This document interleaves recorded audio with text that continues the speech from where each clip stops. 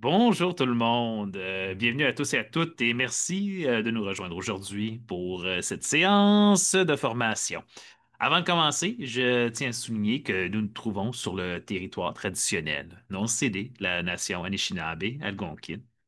Nous reconnaissons que ces nations habitent ces terres depuis des temps immémoriaux. Nous reconnaissons l'importance historique de leur rôle d'intendant de cette terre et comprenons leur contribution à son bien-être présent et futur. Dans un esprit de réconciliation, nous rendons hommage à tous les peuples autochtones du Canada et à leurs liens avec cette terre. Nous reconnaissons que nous travaillons tous à différents endroits et que vous vous trouvez peut-être sur un autre territoire traditionnel autochtone. Nous vous invitons donc à prendre un moment pour réfléchir à votre engagement envers la terre sur laquelle vous vous trouvez. Merci.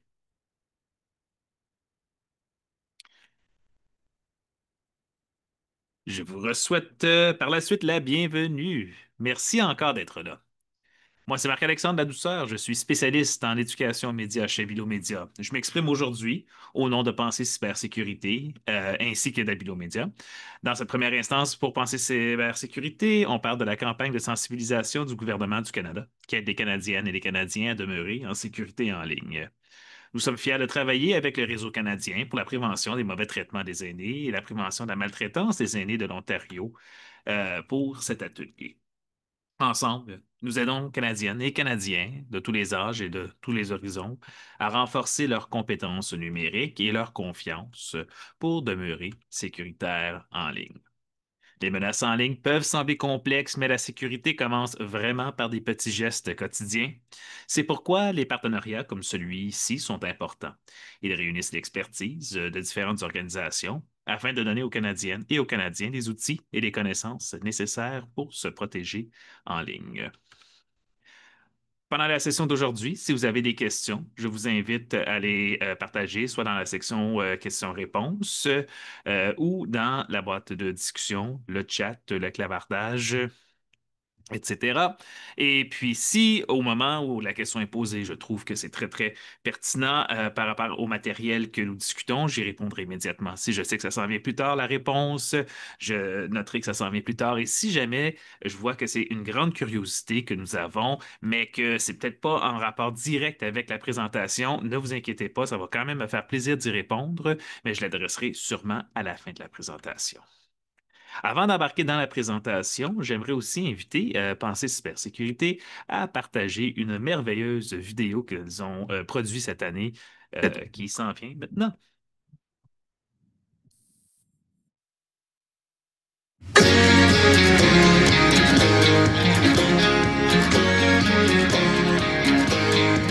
Quand je pense à toutes ces choses que j'ai faites par le passé pour que ma vie branchée ne soit jamais mise en danger. Des arnaques évitées, des pièges qui m'ont pas fait flancher. Tout a vraiment changé quand je me suis cyber protégée. Des mises à jour automatiques pour ne jamais rien oublier. Tous mes comptes, mes appareils, je les ai toujours bien protégés. Bon parfum, c'est encore mieux. C'est important de faire tout ce qu'on peut. L'intelligence artificielle nous surprendra, c'est officiel. Faut pas attendre, faut se cyber protéger. Pour ma part, je l'ai fait, j'ai jamais regretté. Des arnaques, j'en avais tout partout. De l'hameçonnage aussi, mais je les voyais venir à tout coup. Aucune donnée volée, aucun vol d'identité. C'est pas compliqué, faut réfléchir avant de cliquer.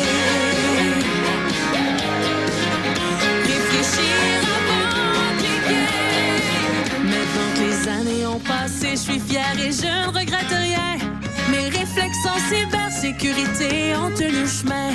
Des phrases de passe uniques et difficiles à deviner. Des vérifications multiples, c'est mieux pour pas te faire pirater. Quand je naviguais sur le web, sur des connexions partagées, je prenais toujours mon HPV pour me sentir plus rassurée. Des fausses nouvelles, j'ai ignoré mes logiciels organisés. J'ai sauvegardé tous mes fichiers, j'ai ma meilleure vie connectée. Faut pas attendre, faut se cyber protéger. Pour ma part, je l'ai fait, je l'ai jamais regretté. Des arnaques, j'en avais tout partout. De l'hameçonnage aussi, mais je les voyais venir à tout coup. Aucune donnée volée, aucun vol d'identité. C'est pas compliqué, faut réfléchir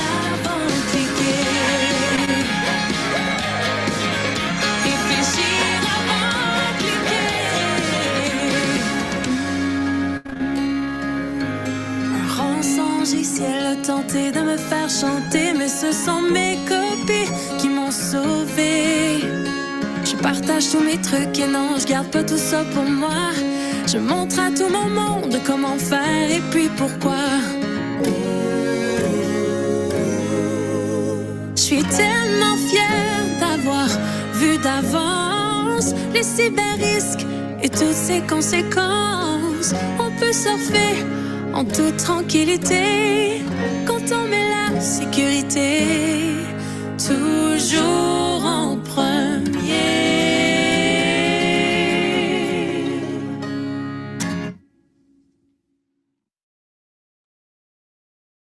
Merci beaucoup.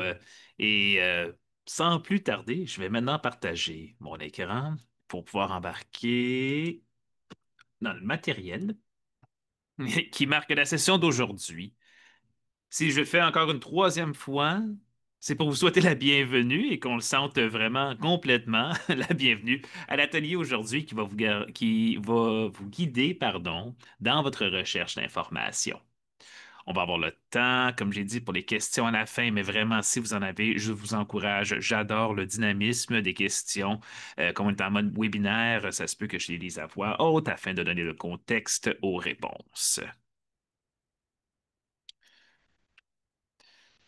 Avant de commencer, le contenu de l'atelier d'aujourd'hui, je voudrais vous inviter à prendre 5 minutes pour répondre à l'enquête d'évaluation préalable.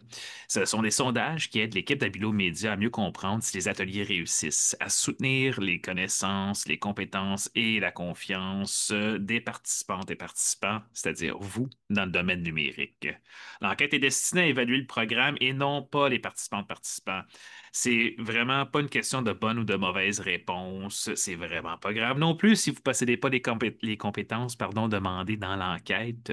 Si vous souhaitez répondre à l'enquête, il suffit de scanner le code QR avec l'appareil photo de votre téléphone ou de taper le lien qui est présentement dans la section chat, la section discussion.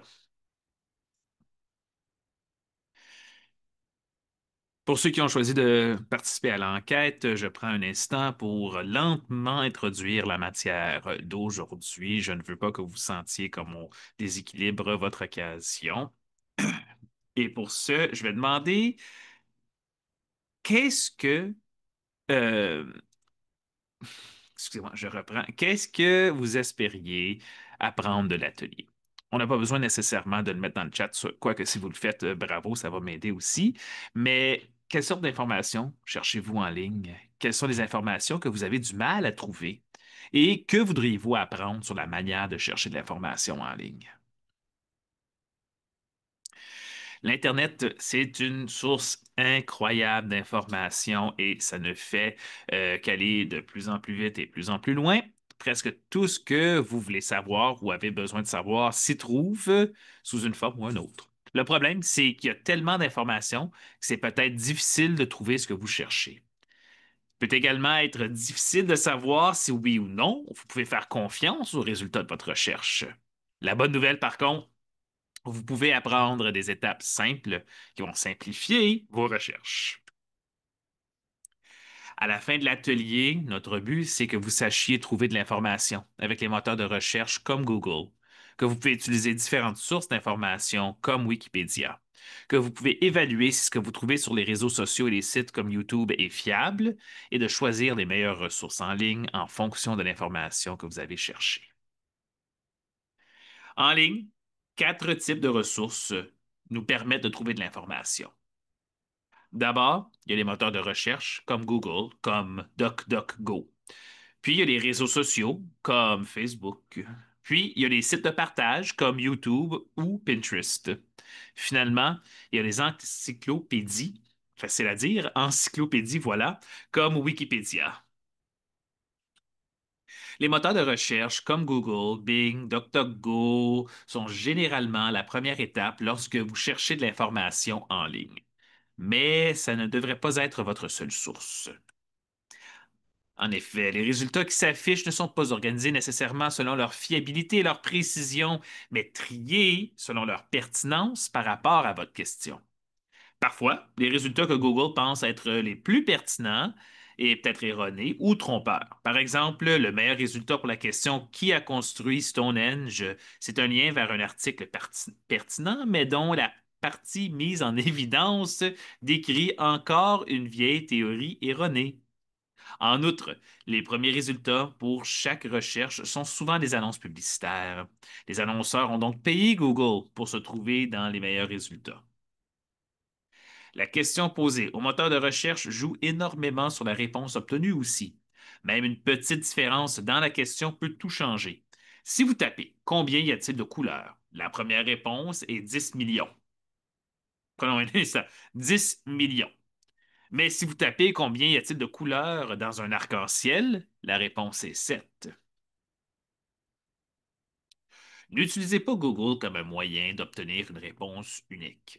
Ignorez l'encadré en haut de la page et, à place, jetez un œil aux liens et aux échantillons situés en dessous. Un moteur de recherche vous donne des liens vers d'autres sources, mais c'est à vous de choisir celles qui sont à jour et celles qui sont fiables. Parce que les moteurs de recherche vous donnent les résultats qui pensent être les plus pertinents à votre demande, vous devez aussi faire attention à la façon dont vous formulez vos questions et dont vous formulez vos recherches. Par exemple, si vous demandez si les chats sont meilleurs que les chiens, vous obtiendrez des résultats qui l'affirment. Mais si vous formulez votre question en demandant si les chiens sont meilleurs, vous allez obtenir des résultats opposés. Pour éviter de faire pencher votre recherche d'un côté ou de l'autre, formulez la question de la manière aussi neutre et simple possible. C'est pour cette même raison que vous ne devriez surtout pas utiliser les recherches suggérées que Google vous recommande lorsque vous commencez à taper dans la barre de recherche. C'est parce que les recherches sont basées sur les sujets que tout le monde a mis dans la barre de sujets jusqu'à maintenant et donc cherchent à aller chercher par un grand volume d'informations des suggestions qui ne sont peut-être pas aussi pertinentes que la question neutre que vous pouvez poser. Il y a aussi certains éléments que vous pouvez ajouter au terme de votre recherche pour la rendre plus précise. Vous pouvez utiliser le mot et en majuscule ou le signe plus pour indiquer que les résultats doivent comprendre les deux termes ou plus. Si vous voulez obtenir de l'information sur les oiseaux de proie et non sur les raptors de Toronto, vous pouvez taper rapace et oiseau dans la barre de recherche. Vous pouvez également mettre des mots ou des phrases entre guillemets. Mettre un mot entre guillemets signifie que ça doit être dans chaque résultat de recherche. Mettre une phrase entre guillemets signifie que le moteur de recherche cherchera les mots dans l'ordre donné. Donc, c'est au lieu de taper rapace, on peut obtenir des meilleurs résultats en cherchant oiseau de proie, entre guillemets. Une fois que vous avez des résultats, ne cliquez pas simplement sur les premiers. Rappelez-vous, l'ordre n'indique rien en rien de leur utilité et de leur fiabilité. Jetez plutôt un œil à la liste des résultats et choisissez celui qui vous semble être le plus pertinent. Parfois, vous allez déjà savoir que certaines sources sont meilleures que d'autres. Par exemple, si vous voulez savoir si les gaufres ou les crêpes sont bonnes pour la santé, vous allez tout de suite aller sur l'article Fitness Consultant, qui est probablement la meilleure ressource que vous n'avez pas besoin de cliquer sur des photos Pinterest pour savoir que ce n'est pas ce que vous cherchez. Une fois que vous avez choisi le résultat qui vous semble le plus pertinent, ouvrez-le dans un nouvel onglet. Un onglet, c'est comme une fenêtre, sauf qu'il va s'aligner le long de votre écran pour que vous puissiez facilement passer de l'un à l'autre. C'est utile d'ouvrir les résultats de recherche dans les nouveaux onglets pour qu'on puisse facilement retourner à notre recherche initiale si le résultat n'était pas aussi prometteur qu'on le pensait. Aussi, c'est plus facile de comparer les deux résultats dans ce temps-là. Pour ouvrir un lien dans un nouvel onglet sur PC, faites un clic droit et lorsque la fenêtre apparaît, vous allez cliquer sur Ouvrir le lien dans un nouvel onglet. Sur un Mac, vous allez appuyer sur la touche Commande avant de cliquer sur le lien. Sur un appareil Android ou iOS, appuyez sur le lien quelques secondes jusqu'à ce qu'une fenêtre apparaisse, puis cliquez sur Ouvrir le lien dans un nouvel onglet. La plupart du temps, le simple fait de jeter un coup d'œil à un site web ne pourra pas vous dire s'il est fiable ou non. Par exemple, il n'y a aucun moyen simple de savoir si le site de la Société française de pédiatrie est plus ou moins fiable que celui de MedOcéan, un organisme à but non lucratif qui a aussi des informations sur les vaccins. Parfois, c'est peu importe. Si vous avez besoin de connaître les horaires de la bibliothèque, vous savez que vous pouvez aller que vous pouvez aller sur son site et vous y fier. Mais si votre recherche est plus complexe, vous allez devoir vérifier les informations à deux fois. C'est là que le fait d'ouvrir vos sources dans des nouveaux onglets devient de plus en plus utile. En ligne, c'est facile pour quelqu'un de dire que tout ce qu'il veut, de dire tout ce qu'il veut sur lui-même, et on veut donc savoir ce que les autres ont aussi à dire à son sujet. Moi, si j'allais en ligne et que je me présentais aujourd'hui comme docteur, je vous garantis qu'il y a plein de docteurs qui diraient non, ce n'est pas le cas. On peut aussi ouvrir toutes les sources qu'on souhaite dans les nouveaux onglets pour les vérifier. On va ensuite revenir à Google et faire une recherche sur chacune d'entre elles. C'est facile pour une source de dire ce qu'elle veut dire d'elle-même. Donc, c'est important de savoir ce que les autres ont à dire. On l'a dit tantôt. Je le répète et peut-être que je répéterai encore mon exemple de docteur juste pour qu'on comprenne vraiment à quel point c'est important de vérifier et de contre-vérifier les informations que quelqu'un peut offrir sur elle-même, surtout en ligne. Si nous faisons une recherche pour la Société française de pédiatrie, nous pouvons voir qu'il y a beaucoup d'informations disponibles sur Internet à propos de l'organisme. D'ailleurs, on y trouve même une page Wikipédia. Une recherche pour Médocéan, par contre, trouve seulement son propre site Web, son compte Twitter, des liens vers des vidéos sur YouTube et le nom du directeur de l'organisme, le docteur Philippe de Chazourne. Vous pouvez également parfois obtenir des meilleurs résultats en utilisant le moteur de recherche spécialisé. Certains d'entre eux font partie des plus grands moteurs de recherche. Google dispose ainsi de moteurs distincts pour les images, pour le shopping, pour faire des achats, pour les cartes, les maps et les actualités. La recherche actualité est très utile parce que, contrairement à la recherche principale, Google limite les sources qui peuvent y apparaître. C'est pas fiable à 100%, mais pour beaucoup de sujets, l'onglet est beaucoup plus fiable que juste une recherche ordinaire. Par exemple, si on fait une recherche pour l'homéopathie dans l'onglet Google principal, la majorité des résultats seront des gens qui appuient ou pratiquent l'homéopathie. Si on fait la même recherche dans les onglets d'actualité, on va obtenir des informations provenant principalement de sources fiables. On va juste faire un petit quiz maintenant pour vérifier qu'on a bien compris toute la matière qu'on vient d'aborder. Le fonctionnement, c'est le même pour le sondage que vous avez effectué. Donc, si vous voulez, je partage ici le quiz dans la barre de discussion. Autrement, suivez avec moi.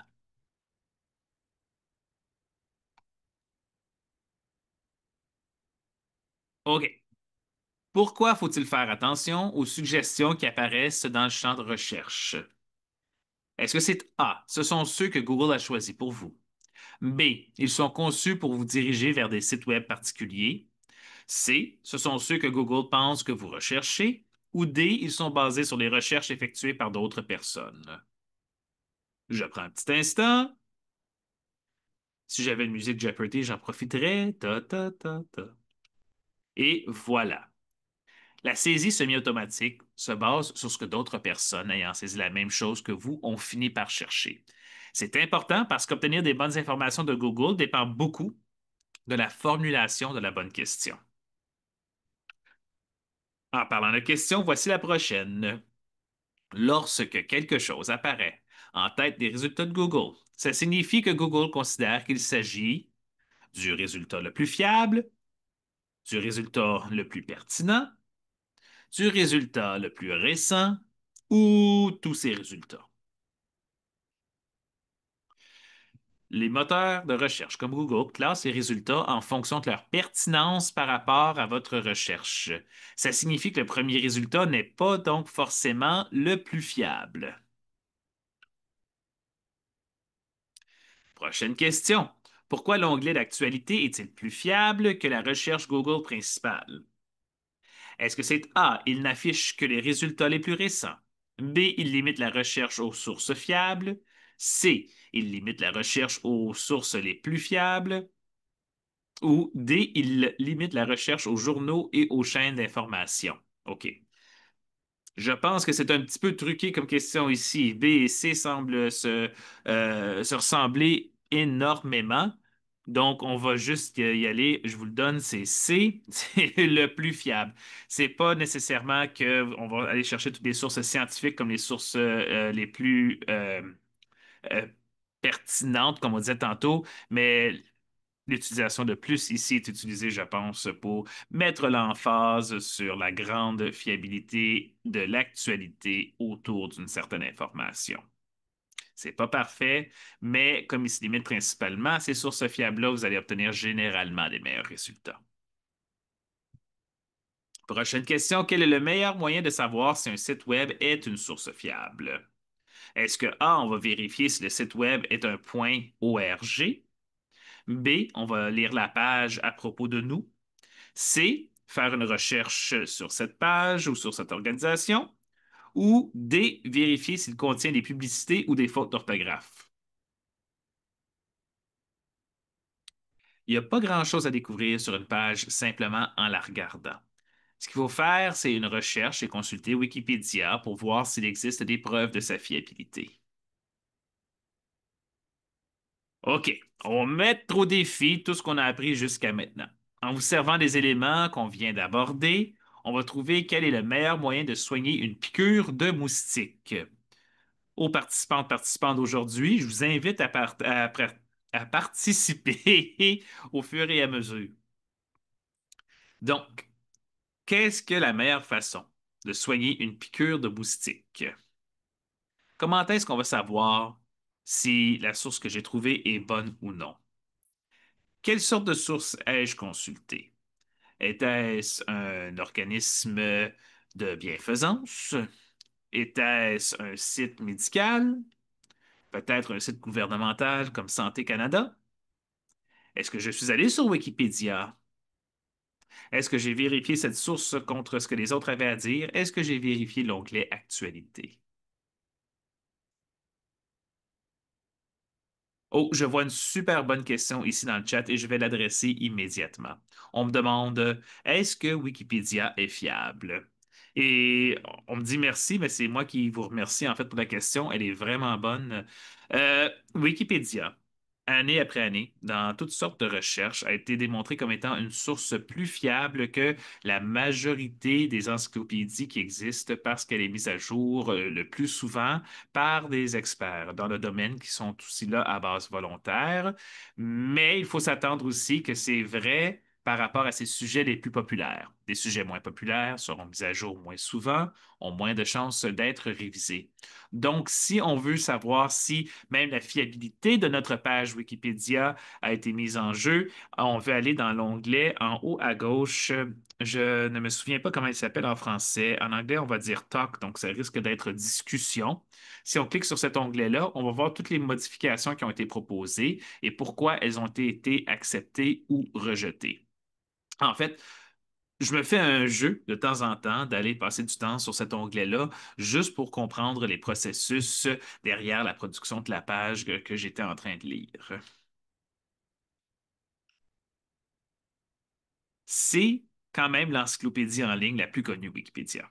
Certaines encyclopédies à l'ancienne, comme larousse.fr, sont en ligne, mais la plupart des encyclopédies en ligne sont réalisées par leurs utilisateurs, à l'instar de Wikipédia.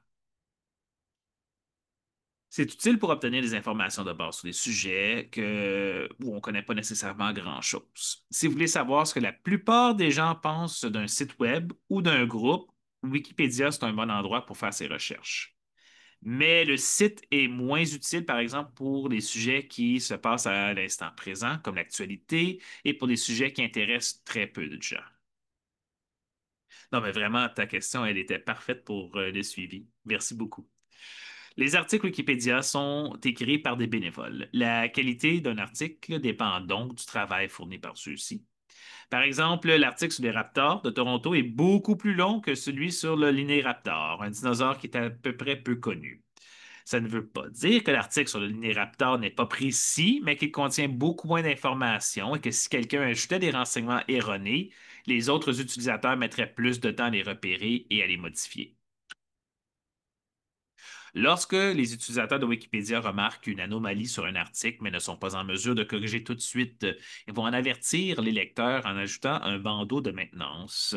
Les bandeaux de maintenance ne signifient pas nécessairement qu'un article n'est pas fiable, mais que vous devriez vérifier d'autres sources pour être sûr de l'information donnée. C'est aussi Wikipédia, un site qui a des rédacteurs bénévoles qui attribuent une note à chaque article. Les notes vont d'ébauche, signifiant que l'article ne contient que quelques détails, à article de fond, signifiant que c'est l'un des meilleurs articles sur Wikipédia. Vous pouvez voir la note donnée en cliquant sur l'onglet Discussion en haut de l'article. Ça va vous montrer également ce que les personnes qui travaillent sur l'article en disent. C'est utile de savoir s'il existe un débat sur certains des faits exposés dans l'article aussi, donc comme j'ai dit tantôt, allez-y, faites-en un jeu. D'après moi, c'est fou comme c'est intéressant de voir le processus interpersonnel, donc entre les personnes qui mènent jusqu'à la production de l'article. Tout comme les bandeaux de maintenance, une note faible ne signifie pas toujours que l'article est mauvais, mais que vous devriez peut-être continuer vos recherches. Souvent, lorsqu'on reçoit des informations ou on entend parler des nouvelles, c'est pas parce qu'on les a cherchées, mais parce qu'elles nous sont parvenues par le biais des réseaux sociaux comme Facebook ou Instagram. Ce sont de bonnes sources d'informations personnelles sur les amis, la famille, au moins de la façon qu'on veut la présenter, et un moyen de découvrir l'actualité au moment où elle se produit. Euh, mais ce n'est pas nécessairement une bonne façon d'obtenir toutes les informations nécessaires. En effet, on ne reçoit généralement pas assez d'informations pour pouvoir décider si celle qu'on a reçue est fiable ou non. Dans la publication ici, L'origine de l'histoire, un compte X nommé Au Canada est l'information la moins visible. C'est donc pas surprenant que la plupart d'entre nous décident de croire ou non une information parce que celle-ci nous semble vraie ou en nous basant sur la confiance qu'on accorde à la personne qui a partagé l'information. Bref, notre lien affectif vers nos valeurs ou vers les autres est le moyen le plus déterminant qu'on va habituellement utiliser pour décider de croire ou non une information. Si on ne reconnaît pas la source comme étant fiable, on doit faire la même chose qu'on a fait sur Google, une recherche pour voir ce qu'on peut trouver à son sujet. Si on place le curseur sur le compte, puis on note qu'il prétend être un compte officiel du gouvernement, ça nous dit déjà quelque chose. Par la suite, on peut effectuer la recherche gouvernement, Canada, compte, Twitter, avec ces mots-clés-là entre guillemets. Et on va voir que c'est finalement le compte authentique. Ce n'est pas un prétendant dans ce cas-ci. Mais il ne faut pas prendre pour acquis que ça aurait pu l'être ou non, c'est pour ça qu'on est allé vérifier. Vous pouvez également chercher un article sur les réseaux sociaux par le biais de Google Actualité. Ça va vous montrer si d'autres sources couvrent le sujet. Si ce n'est pas le cas, ça pourrait être un signe que l'histoire originale n'est pas vraie. Le tweet en question, pardon, le gazouillis en question dit qu'un politicien a fait une vidéo en direct sur Facebook avec un filtre de chat. Mais on n'a pas de lien vers l'article. En effectuant des recherches dans Google Actualité, on peut constater que plusieurs sources fiables ont confirmé l'information. Parce que les réseaux sociaux sont une affaire de partage. On doit également faire attention à ce qu'on y partage nous-mêmes. Après tout, nos amis et notre famille nous font confiance et comptent sur nous pour partager les bonnes informations. On veut donc s'assurer de toujours vérifier avant de partager quoi que ce soit sur les réseaux sociaux. Outre les autres étapes que nous avons abordées, on peut également utiliser des sites de vérification des faits, comme les décrypteurs, pour voir si quelqu'un a démystifié une information avant de la partager. Habilomedia a même créé un moteur de recherche personnalisé qui va interroger simultanément des dizaines de vérificateurs de faits. Vous pouvez effectuer une recherche de la même manière que sur Google en utilisant des opérateurs tels que et en mettant les expressions entre guillemets pour affiner votre recherche. Comme l'adresse paraît ici dans la diapositive, c'est peut-être pas facile de cliquer dessus. Donc, je prends le temps maintenant de taper cette adresse d'une recherche personnalisée afin que vous puissiez vous en servir si jamais ça vous intéresse. Et voilà. Maintenant, un grand nombre de personnes obtiennent également des renseignements grâce aux sites de partage comme YouTube et Pinterest. Je suis une de ces personnes. OK. Ce sont de très bons sites pour des vidéos de démonstration, puis d'autres informations pratiques comme les tutoriels de cuisine ou les tutoriels pour jouer de la guitare. Mais c'est moins bon pour des choses plus complexes comme l'actualité ou les renseignements sur la santé. Étant donné que tout le monde peut publier sur ces sites, certains sujets peuvent contenir des renseignements erronés ou des renseignements justes. En fait, on pourrait même plus souvent trouver des renseignements erronés que des renseignements justes. Par exemple, si vous tapez pyramide sur Google ou Wikipédia, vous obtiendrez généralement des bonnes informations. Si vous faites la même recherche sur YouTube, vous tomberez certainement sur des vidéos évoquant des théories auxquelles personne, connaissant un minimum sur le sujet, ne pourrait croire. Même si vous choisissez une bonne source, comme la vidéo ici de Histoire et civilisation, de mauvaises sources vous seront probablement suggérées dans la colonne à suivre. Grâce à un programme informatique, ces sites peuvent vous suggérer des vidéos qui pourraient vous intéresser. Fait que pour ça, c'est le fun. En fait, ça réduit un petit peu le champ de questions qu'on doit se poser pour trouver une prochaine vidéo. L'envers, c'est que le choix des vidéos se fonde en partie sur les vidéos sur lesquelles on a déjà cliqué. Tout comme les réseaux sociaux, les sites essayent surtout de vous intéresser assez longtemps pour que vous regardiez les annonces. C'est avec ça qu'ils vont gagner de l'argent. Et les programmes informatiques ont compris que les gens regardent beaucoup des vidéos extrêmes et effrayantes plus longtemps que celles qui contiennent des bonnes informations, des informations justes. La meilleure façon d'utiliser des sites comme YouTube et Pinterest, c'est d'y faire la recherche au lieu de surfer dessus. Utilisez-les comme un moteur de recherche, vérifiez la source comme vous le feriez avec Google et ne cliquez sur aucune vidéo à suivre ou aucun contenu recommandé. Le nom de la chaîne Histoire et Civilisation, en passant, ça suffit pas à savoir si elle est fiable. Tout le monde peut s'appeler n'importe comment sur Internet. Mais en vérifiant, on peut voir que les sources fiables comme National Geographic et Le Monde vont nous y rediriger. C'est donc probablement une bonne source. Est-ce qu'on est prêt pour un prochain quiz? Eh bien, oui ou non, je mets le lien dans la barre de discussion, dans le chat, ce qui va suivre notre recherche sur les vérificateurs, excusez-moi, notre barre de recherche des vérificateurs de faits. Première question. Qui rédige les articles sur Wikipédia?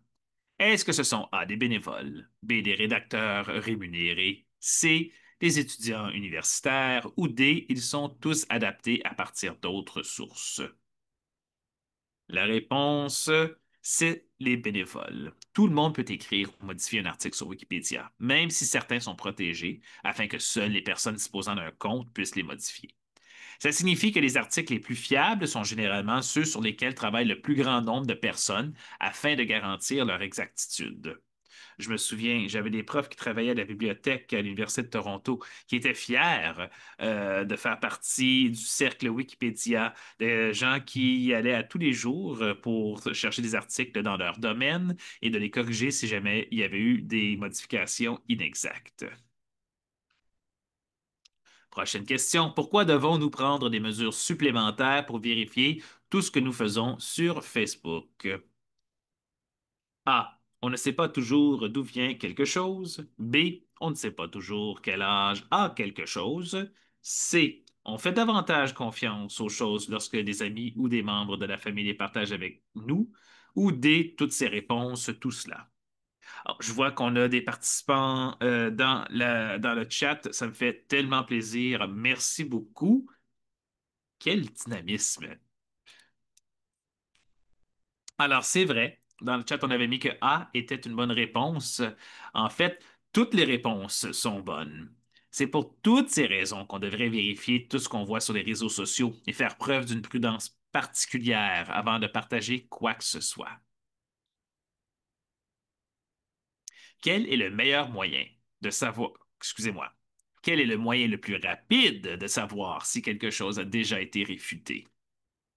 Est-ce que c'est A, un réseau social, B, une encyclopédie, C, un moteur de recherche ou D, un vérificateur de faits? Le moyen le plus rapide de savoir si quelque chose a été réfuté, on pourrait dire corrigé.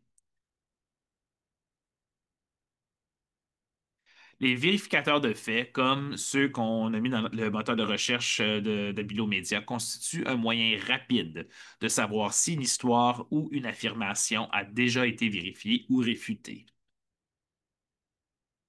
Prochaine question. YouTube est une bonne source d'informations sur les actualités, l'histoire, l'historique, les vidéos explicatives ou toutes ces réponses, tout cela. La réponse est C. C'est sûr qu'on peut trouver des informations au sujet de l'actualité. C'est vrai, il y a des chaînes comme Radio-Canada qui existent sur YouTube. Il peut y avoir aussi des chaînes sur l'histoire tiens, comme National Geographic, comme on le disait, qui vont souvent faire des vidéos sur des faits naturels ou historiques. Mais quand il est question de bonnes sources, on veut parler des vidéos explicatives. Ça contient beaucoup de sujets YouTube et les informations erronées peuvent nous parvenir plus facilement même que les informations fiables. Donc, on ne veut pas s'en servir comme des sources principales sur tout ce qu'on veut savoir, mais plutôt comme euh, des vidéos d'instruction peut-être, comme savoir jouer de la guitare. En quoi pensez-vous que l'IA ressemble ou diffère d'un moteur de recherche, d'un réseau social, d'une encyclopédie collaborative comme Wikipédia? Écoutez, les outils IA peuvent être utiles, mais c'est aussi utile de comprendre un peu leur fonctionnement pour pouvoir les utiliser de façon efficace et éviter le type d'erreur qu'ils commettent. Heureusement, ce qu'on a appris sur toutes les autres sources d'information vont également nous aider beaucoup avec l'intelligence artificielle. On va prendre par exemple ChatGPT. Il s'agit d'une IA appelée un grand modèle de langage. Qu'est-ce que ça signifie comme expression? On va voir trois mots dans le désordre. Modèle. Comme d'autres algorithmes d'apprentissage machine, la plupart des capacités de ChatGPT ne sont pas programmées, mais proviennent d'un entraînement à partir de grandes quantités de textes. Ils vont donc modéliser les textes. Ils vont y trouver des schémas qui leur permettent de créer un modèle de fonctionnement du langage. Langage. L'algorithme peut lire et écrire couramment des phrases, des paragraphes et même des articles au complet. Il va y parvenir principalement en examinant la similitude ou la différence des mots sous différents angles ou sous différentes dimensions. Par exemple, si nous ne considérons que deux dimensions, soit la rondeur et la rougeur, une pomme et un camion de pompiers pourraient être très éloignés sur le plan de la rondeur, mais très proches au chapitre de la rougeur. Alors qu'une balle de baseball serait très proche de la pomme sur le plan de la rondeur, mais très éloignée sur le plan de la rougeur. L'IA conversationnelle fait des suppositions en regardant un continuum de différentes dimensions. Si elle commence par le mot roi et regarde plus loin sur le continuum de la dimension femme, l'IA va trouver le mot reine. Alors que si elle regarde sur la dimension jeune, elle va peut-être trouver prince. Et si elle regarde dans les deux directions, elle va peut-être trouver princesse. Vous voyez le temps qu'on met à l'expliquer, on peut s'imaginer comment que ça peut être lent. Sauf que l'IA réussit à faire ses calculs en fait à des milliers près par seconde. Qui veut dire que si moi, il faut que je prenne un instant conscient pour faire une ligne le long du continuum et trouver les mots qui sont à chaque bout, l'IA, elle, a fait le tour de millions de mots, de milliers de mots avant d'y arriver. Oh, excusez-moi, par le temps que j'y suis arrivé. L'IA peut ainsi mieux deviner les mots qui devraient se suivre en fonction des autres parties de la phrase ou du paragraphe. Par exemple, si tu écris les mots Frida a bu un verre de chocolat, OK, ça se pourrait, un verre de chocolat. On a peut-être nous autres même des idées de ce que ça veut dire. La saisie automatique, par exemple, pourrait peut-être nous suggérer que le mot avec chocolat ou décrivant chocolat, ce serait pépite. Bon, n'oubliez pas que l'IA ne cherche pas les sens, elle cherche les contenus. Elle cherche à imiter le langage dont nous nous servons. Maintenant, parce que c'est le mot qui suit le plus souvent chocolat dans sa base de données, elle va utiliser pépite, même s'il pourrait y en avoir d'autres. Cependant, si on demande à ChatGPT quelle sorte de chocolat a bu Frida, il pourrait repérer le mot bu boire et cherchez à partir du mot chocolat sur le continuum liquide.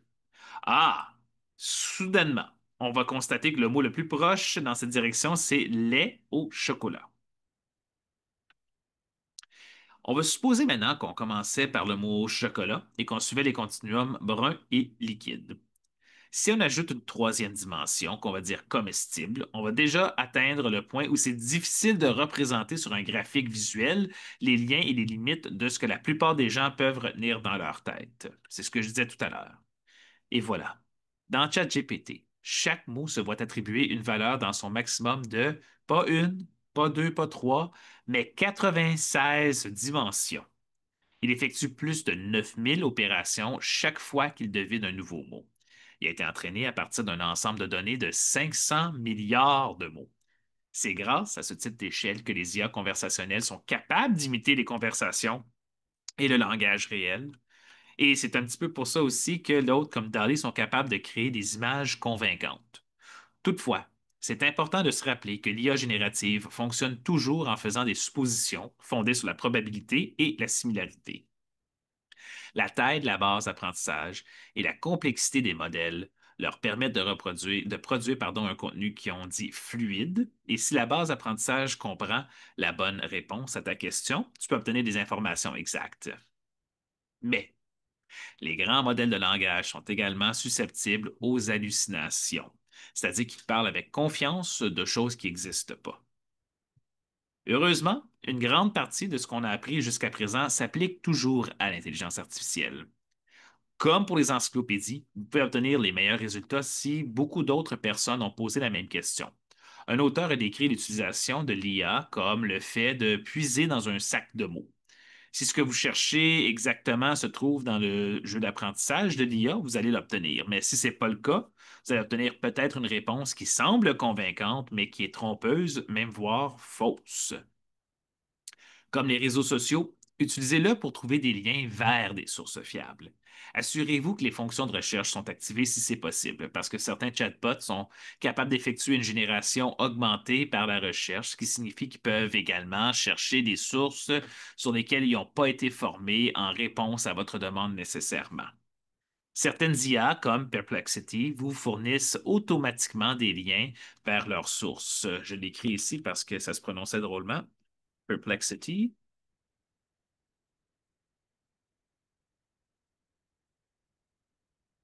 Ah, il paraît que depuis tantôt, j'envoie mes messages aux autres et aux panélistes. J'aimerais demander pardon aux participantes, participants. Et puis, je vais maintenant ajuster mes messages et remercier mes collègues qui ont fait des corrections. Donc, certaines IA, comme Perplexity, je le disais, vous fournissent automatiquement des liens vers leurs sources. Si vous en utilisez un qui ne le fait pas, demandez-lui de vous fournir un lien. Dans tous les cas, ne partez pas du principe que la réponse du chatbot va refléter fidèlement les sources, ni même que ces sources existent. Ouvrez les plus importantes dans un nouvel onglet et parcourez-les rapidement pour vous assurer qu'elles correspondent. Comme pour les moteurs de recherche, vous devez veiller à ce que votre question n'implique pas la réponse. Comme dans l'exemple, les gaufres sont-elles meilleures que les crêpes qu'on avait vues précédemment? Ici encore, c'est plus important avec les IA qui sont conçues pour vous satisfaire plutôt que pour être précises et qui n'admettront presque jamais qu'elles ne peuvent pas répondre à une question. En conséquence, elles peuvent vous donner des informations erronées, surtout si elles concluent que c'est ce que vous voulez entendre. C'est comme si c'est comme si on nous livrait notre opinion sur un plateau d'argent. Si vous pouvez ajouter des éléments à votre requête tels que donnez-moi tous les points de vue de l'argument répandu sur la question ou lui demander d'indiquer son niveau de confiance dans la réponse, vous allez recevoir aussi des éléments de réponse. Une autre façon de limiter l'hallucination ou la satisfaction, c'est d'empêcher l'IA de mémoriser les conversations précédentes. Ça garantit que les réponses ne seront pas influencées par quelque chose que vous aviez déjà dit. La plupart des outils d'IA vous permettent de désactiver l'historique des conversations. Voici comment procéder pour Gemini de Google. Sur la page principale de Gemini, sélectionnez les paramètres et Aide, puis choisissez Activité dans le menu contextuel. Ça va vous amener à la page Activité de vos applications Gemini, où vous pourrez voir si l'historique est activé ou désactivé. En sélectionnant le bouton Activer, vous avez la possibilité aussi de désactiver l'historique ou, si vous l'aviez activé auparavant, de la désactiver et de supprimer tout ce qui a été enregistré jusqu'à présent. Utilisez une consigne détaillée, aussi claire que possible. Que souhaitez-vous voir figurer dans la réponse et que souhaitez-vous voir exclu? Comment doit-elle aborder la consigne? Recherchez-vous différents points de vue sur le sujet ou le consensus des experts? Vous pouvez également lui demander d'utiliser que certains types de sources, les sources récentes, les sources professionnelles, etc. Si le type de source que vous cherchez est un peu subjectif, comme source fiable, demandez-lui plutôt d'expliquer pourquoi les sources sont fiables.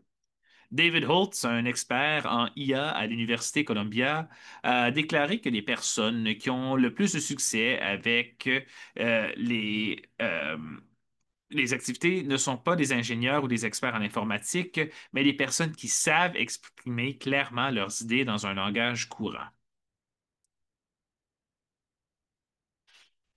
Par exemple, vous pourriez être particulièrement inquiet à l'idée que le chatbot invente des faits ou des sources, ou qu'il ne soit pas capable de faire la différence entre les sources fiables et les sources marginales. Pour répondre à ces inquiétudes, on pourrait l'inviter à dire en disant ne répondez à aucune question qui ne concerne pas les pyramides égyptiennes. Ne vous référez qu'à des sources rédigées par d'autres experts ou à des sources dont la fiabilité et l'exactitude sont bien établies. Donnez des références et des liens vers toutes les recherches auxquelles vous faites référence. Lorsqu'il existe plusieurs théories sur un sujet, indiquez clairement la force des preuves et s'il s'agit d'une théorie concurrente ou marginale. Oui, je sais que c'est long, mais c'est beaucoup de détails qui vont vous permettre d'aller chercher les éléments les plus précis possibles selon vos attentes. Autrement, on risque de tomber dans le piège de la satisfaction. Vous pouvez également demander à l'IA elle-même d'améliorer votre sujet, votre question. Demandez plusieurs fois en utilisant différentes formulations. Modifier votre formulation pour obtenir une meilleure réponse, ça a aussi un effet important sur la précision que le passage a à un modèle d'IA plus avancé. Il y a des suivis possibles qu'on peut donner comme donnez-moi des informations provenant de sources les plus fiables et expliquez-moi pourquoi elles sont fiables. Que disent les sources les plus récentes? À quand datent-elles? Quels sont les éléments qui plaident en faveur ou en défaveur de? Donnez-moi les informations générales les plus importantes sur. Est-ce que ça vous tente d'essayer un peu? On peut faire un petit exercice pour tester tout ce qu'on a appris. Imaginez que vous souhaitez savoir quelle race de chien convient le mieux à une maison avec des jeunes enfants. On peut prendre quelques minutes et essayer de répondre à cette question en utilisant Google, Wikipédia, YouTube et Facebook. Si vous voulez, vous pouvez aussi demander aux intelligences artificielles si vous y avez accès. D'ailleurs, ce serait intéressant de voir quelle différence on peut trouver entre une recherche YouTube, une recherche Wikipédia, une recherche Facebook et une recherche IA. Prenez le temps. Vous voyez que la question elle est déjà posée pour éviter les opinions. Je ne demande pas quelle est la meilleure race de chien. Je demande quelle est la meilleure race de chien pour une maison avec des jeunes enfants. C'est sûr qu'on va pouvoir trouver des pages d'opinion là-dessus. Il y a des sources qui seront peut-être des forums de discussion ou des chaînes sur YouTube qui aiment beaucoup je sais pas moi, les caniches. Ils vont dire, ah, les caniches sont les meilleurs. J'ai un caniche à la maison et ce caniche est génial avec mes enfants. Bon, c'est un beau témoignage. En fait, c'est un très beau témoignage et j'aurais tellement hâte de voir des photos de ce caniche avec les enfants. Ça serait cute au bout. Mais est-ce que c'est une réponse exacte basée sur des informations justes et fiables? Alors que si je tombe peut-être sur des pages sur des races de chiens qui m'ont été recommandées, et que je vais sur Wikipédia pour vérifier ou contre-vérifier, peut-être que je trouverai d'autres informations. À partir de là, je peux me rendre sur Google et voir si les informations sont justes ou s'il y a plus de détails à connaître. Je peux me servir aussi de l'IA, comme on a mentionné dans la discussion aujourd'hui. C'est une très bonne question. Et si on pose la question à l'IA, peut-être qu'on va ajouter d'autres paramètres. Limitez-vous à des sources vétérinaires, par exemple. Quand on parle d'une maison avec des jeunes enfants, peut-être qu'on veut qualifier la qualité des jeunes enfants. Est-ce que je veux dire, si on a des enfants tranquilles, on a des enfants bruyants, est-ce que ça va affecter la question du meilleur chien? Peut-être que je vais qualifier davantage un petit chien, un grand chien. Est-ce que ça va faire une différence? Donc, toutes ces questions sont là pour nous aider à aller au bout de la question pour arriver à une réponse pas juste satisfaisante, mais fiable. Hey, on arrive déjà vers la fin de notre atelier. Si vous avez encore des questions au sujet des notions abordées aujourd'hui, c'est le moment de les poser. Ça va me faire tellement plaisir d'y répondre. Si vous préférez que je ne, que la réponse soit un petit peu plus en privé, vous pouvez toujours aussi écrire à Bilomédia, info@abilomedia, je le mets dans le chat. Ah, je vois une main levée. Et puis, je ne sais pas si... Là, comme on est en mode webinaire, si je décide d'accepter la main levée, ça se peut que tu sois enregistré pendant que tu poses ta question. Est-ce que c'est correct ou est-ce que tu préfères mettre ta question dans le chat?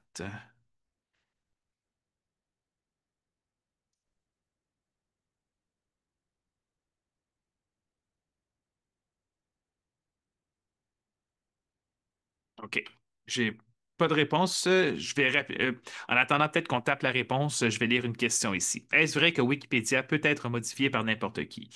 La réponse simple, c'est oui. N'importe qui peut modifier la page. La réponse complexe, c'est qu'il y a certaines pages qui peuvent être modifiées par n'importe qui, d'autres seulement par des membres du groupe de Wikipédia.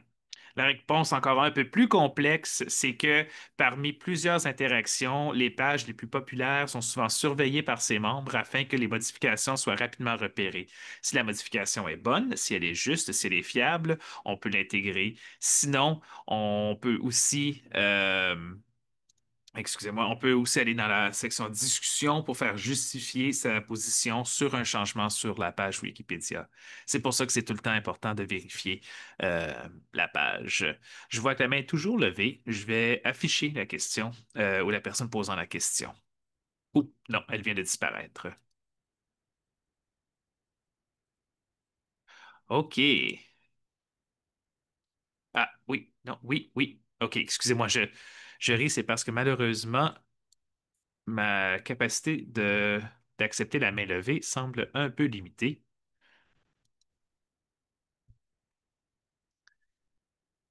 Je ne fais pas que dire oui, non pour le fun.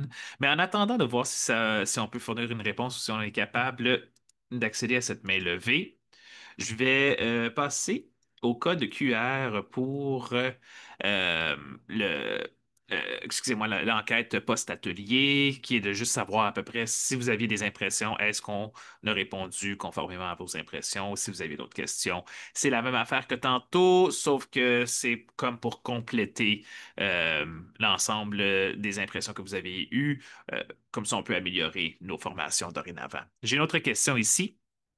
Je lis, on parle d'information, mais on dirait qu'on arrive vers une économie de l'attachement plutôt que de l'attention. Comment on va gérer ça à l'ère du numérique et des robots conversationnels? Comment est-ce qu'on voit ça? Ça, c'est une question très intéressante qui tombe en plein dans le domaine de ce que nous faisons ici chez Bilo Média, c'est ce qu'on appelle la littératie aux médias numériques. Euh, on, Dans le monde des informations actuelles, on est inondé, c'est vrai. Et comme on est inondé, ça peut être soit intimidant ou même quasiment lassant de se voir obligé de vérifier, de contre-vérifier des informations. Et on peut se demander, bon, ben moi, je suis venu sur Facebook ou je suis venu sur YouTube pour me divertir. Pourquoi est-ce qu'il faut que je fasse tout ce travail-là? La réponse souvent des algorithmes, c'est de dire, ah, t'es venu pour te divertir, parfait, c'est ce qu'on va faire. Et c'est là que je vois une économie de l'attachement dans la question qui avait été posée. En revanche, on peut se servir de ces tendances algorithmiques-là et leur demander, au lieu de nous fournir des informations qui demandent de l'attention, du recueil, des bonnes habitudes. Et c'est finalement là que je veux arriver pour répondre à votre question. Peu importe la façon que nous interagissons avec nos médias, si nous avons une base de bonnes habitudes ou de connaissances ou d'habiletés, dans cet ordre-là, vraiment les bonnes habitudes en premier, les connaissances ensuite et les habiletés encore dans le développement supérieur, on risque d'embarquer dans un environnement numérique beaucoup plus sain que si on se laisse offrir toutes ces informations de façon passive. Je suis un optimiste par rapport à la question. Je pense qu'on a des moyens de communication, d'information, de ressources et de démocratisation des accès du langage, etc., comme on n'a jamais eu auparavant. Le coût, c'est peut-être ce qui préoccupe souvent les gens, mais ce coût-là, on peut le payer de différentes façons. Je pense que la littératie aux médias numériques et son ensemble, c'est la meilleure façon de l'adresser. Est-ce que Wikipédia a un concurrent? Le modèle Wikipédia est très populaire. Il va y avoir des wikis, entre guillemets, pour plein de sujets différents. Wikipédia, comme tel, n'aurait pas de concurrent dans sa façon de faire parce que c'est un petit peu comme l'originaire des encyclopédies de son type.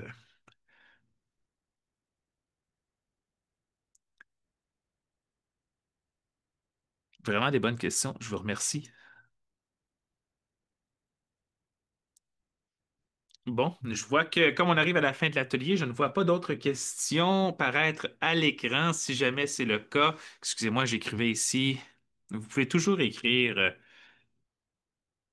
à Bilomédia si vous aviez des questions spécifiques par rapport à vos expériences. Elles me seront acheminées parce que surtout si c'est en français, mais aussi allez voir sur abilomedia.ca.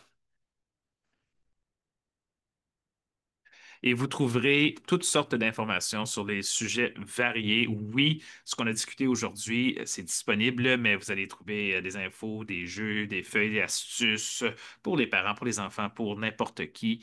Il y en a beaucoup, mais heureusement, c'est répertorié, fait que c'est assez facile à accéder. Je vais arrêter le partage d'écran parce que je crois que j'ai une dernière saisie de texte à lire pour vous remercier de votre présence aujourd'hui. Donc, on espère que l'atelier d'aujourd'hui vous a permis d'acquérir davantage de confiance pour adopter les meilleures habitudes numériques. C'est un petit pas à la fois. Vous pouvez trouver plus de ressources, de conseils aussi sur la cybersécurité à l'adresse pensercybersécurité.gc.ca. Je la partage dans un instant. Et cette fois-ci, à tout le monde.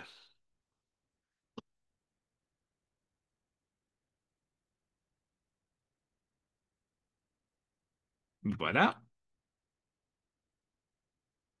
Nous vous encourageons également à suivre les médias sociaux pour connaître les prochains ateliers et obtenir des conseils pratiques en matière de sécurité en ligne. Vous pouvez aussi aller sur semaineeducationmedia.ca pour découvrir plus d'ateliers et d'événements tout au long de la semaine. Je crois que déjà ce soir et demain soir, je vais paraître dans différentes bibliothèques autour de la ville d'Ottawa pour offrir des formations sur, en fait, ce qu'on vient de voir aujourd'hui et aussi sur comment élever les enfants résilients face au numérique. Là-dessus, j'aimerais vraiment vous remercier tout le monde et de vous souhaiter une bonne journée. Je vous remercie de votre participation et de vos questions. Au revoir.